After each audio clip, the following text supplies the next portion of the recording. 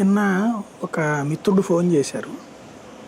నిన్న సాయంత్రం ఒక ప్రముఖ విద్యా సంస్థ కృష్ణా గుంటూరు జిల్లాల్లో పాపులర్ అయినటువంటి సంస్థ ప్రతినిధి మాట్లాడారండి. వాళ్ళు ఏదో ఇక్కడ దగ్గరలో ఒక క్యాంపస్ పెడుతున్నారు. ఆ సందర్భంగా మరి మెడికల్ కాలేజీకి ఇవ్వబోయారంటే ఎవడేస్తాడండి బాబు, అదో పెంట తప్పించి ఏం లేదు అన్నాడు అంటూ చెప్పుకొచ్చాడు.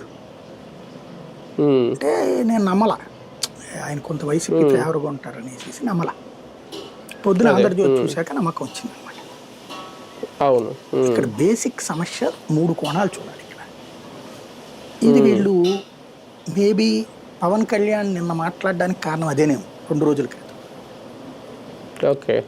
కాంట్రాక్టర్లు రావట్లా, అట్లాగే ఇటు వీటికి తీసుకోవడానికి రావట్లా, మీరు చెప్పినట్టు మద్యం దుకాణాలకు కూడా రావట్లేదు.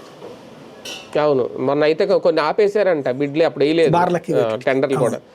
వచ్చిన డబ్బులు కూడా ఉంచి మళ్ళీ వేస్తావలే అన్నారంట. వాళ్ళు కట్టిన వాళ్ళ పరిస్థితి ఏమైందో పాపం తెలియదు. మళ్ళీ నాకు అది ఎందుకు ఇది అన్నటువంటి పాయింట్ జగన్ భయం అంటున్నారు. కాదు, నాకు తెలిసి డబ్బులు వ్యవహారం, రాష్ట్రంలో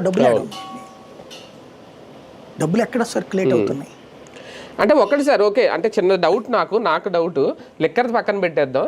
ఇందులో వీళ్ళకి అంటే ప్రయోజనాలు ఎక్కువే ఉన్నాయి కదా సార్. వీళ్ళకి 31 ఏళ్ళెన్నో లీజ్ అన్నారు, స్థలాలు ఇస్తున్నారు, మధ్యలో నిర్వహణ ఖర్చు కూడా ప్రభుత్వం పెట్టుకుంటుంది. ఇంకేంటి బాధ?